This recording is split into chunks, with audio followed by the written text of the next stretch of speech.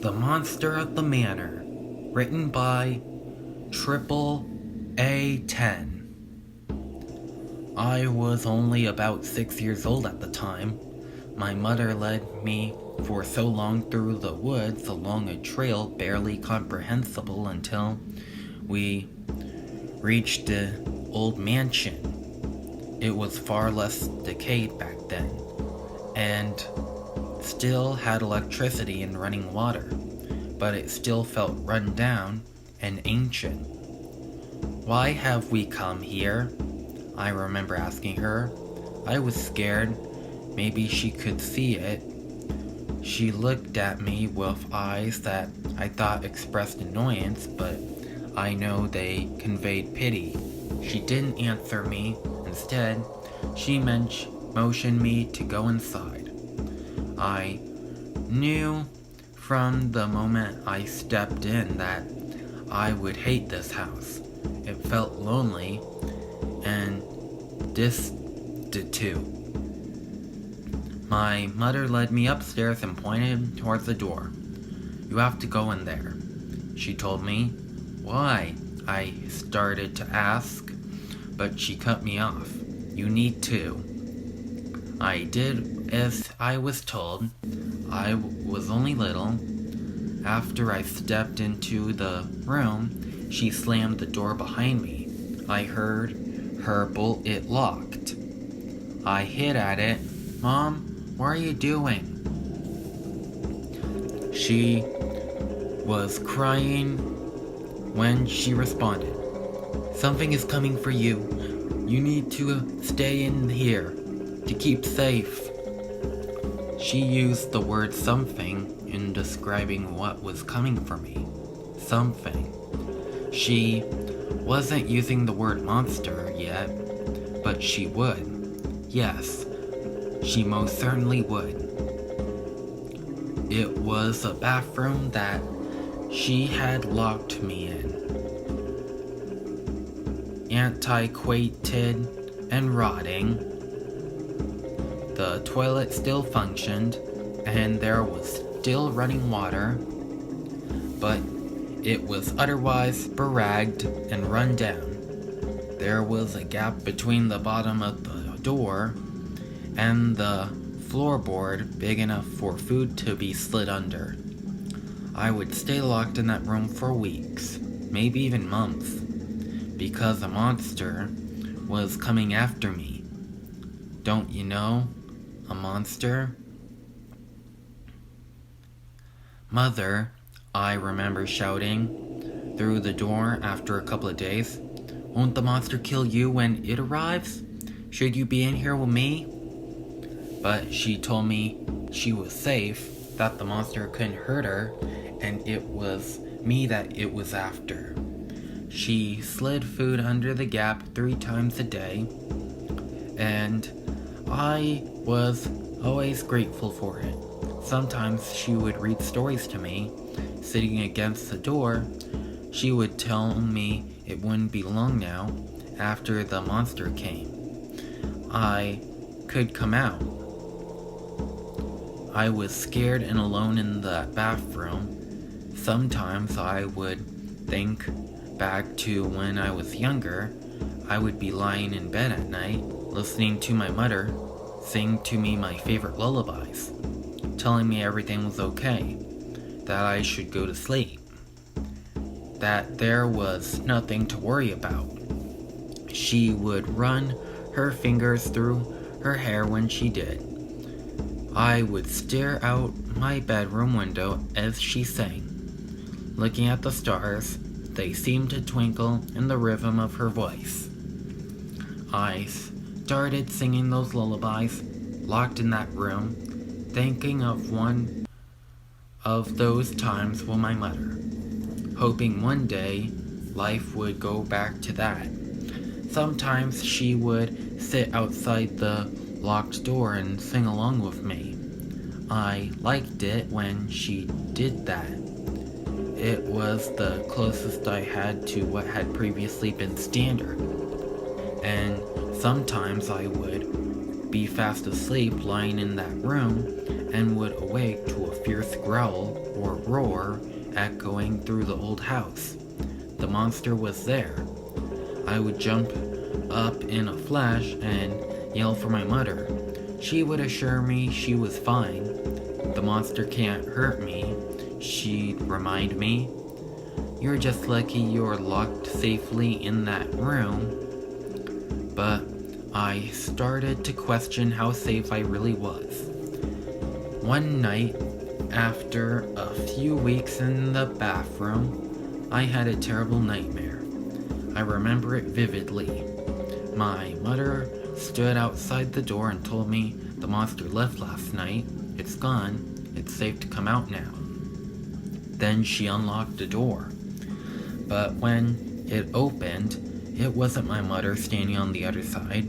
It was a monster. It was hideous looking, like nothing from this world. It lunged at me and began to rip me apart. It didn't feel like a dream. The pain felt real. The pain was real. It was eating me alive, taking large bites of my flesh and devouring me. The pain was surreal, and it went on for minutes. It was like nothing I thought could ever happen, and slowly my consciousness started to fade away. The world got darker all around me, and the pain receded.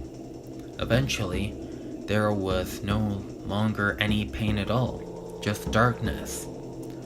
All-encompassing darkness. I was dead. And the moment it felt as though death was finally setting in was the precise moment when I woke up, but still in lightlessness. I thought I was really dead for a moment. That death was just quiet darkness, but it was just that the bathroom light had burnt out. "Mom!" I shouted. "It's dark in here." She didn't respond to me. I could hear her crying as she walked away from the door. So from that moment forward, my time in that room was in complete and utter darkness. I'm not sure how many weeks passed after that, but I would still wake to the sounds of the monster.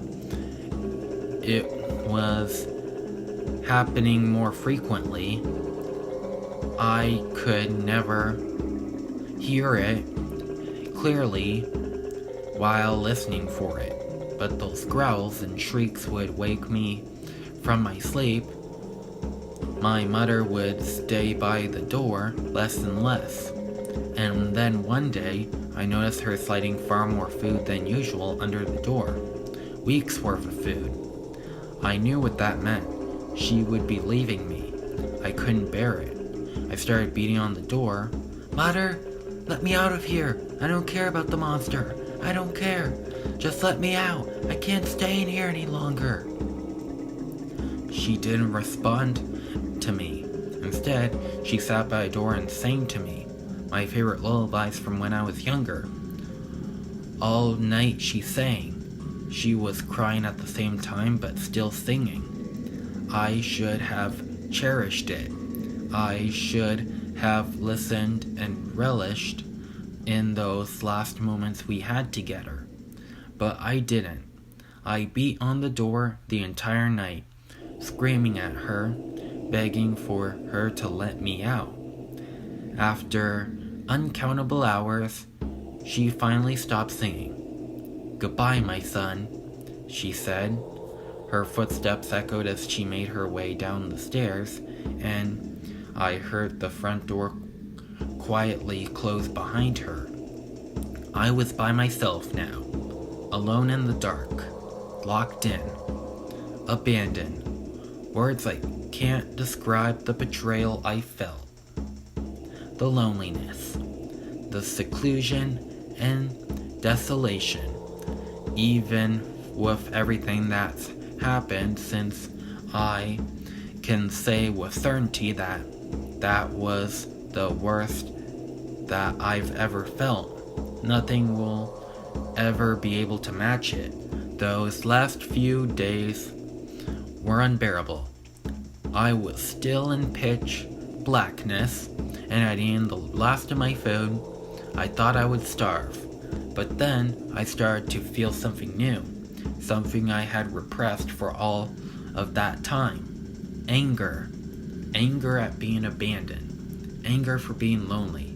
Anger for being locked away from the world. Fury. I went to the bathroom door and struck it. It shattered away before me. It seemed brittle, like cardboard. Light shone in, and I could see myself. My hands were massive and hideous. I saw the debris of the door shatter in front of me, and that's when I became aware of it. I had finally realized it. I was the monster. I suppose my mother knew what I was turning into, and she had a tough choice to make. She could have ended my life and spared the world of what I would become, but I guess she couldn't bear it. I suppose she thought me living on in some way was better than me not living at all. I think back now and realize how horrible those weeks must have been for her as well, as I slowly transformed into this beast. You see, I can think these thoughts and write these words, but if I tried to speak to you, you wouldn't understand. It will sound normal to me, but what you would hear would be the shrieks and growls of a hideous monster. I suppose I was making those sounds as I slept, and would sometimes wake myself up. And that the last day when she sang to me for hours, I see what that must have been like for her. I hit the door begging for her to let me out, but what she must have heard was a horrible feral monster smashing at the door trying to break through. But still, she stayed all night, singing to me. Maybe she correctly guessed that some part of me could still understand. Countless years have passed since then. What was already an ancient house back then is in far worse shape now. And I hate this place just as much as I knew I would from the moment I stepped in. At night, I run through the local woods catching wildlife. It's what I live off of now. Sometimes I see some brave townsfolk venturing into these woods.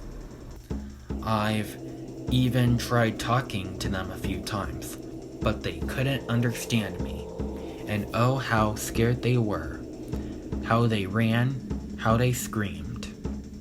I suppose the town at the end of the forest must have many tales about me, the disgusting and ghastly monster of the old mansion. I'm probably the boogeyman that will come after misbehaving children, the shadow peering back at them from the darkness of the woods. And sometimes, on the calmest nights, they may even hear the horrifying shrieks, squeals, and growls echoing down onto the town from above the trees.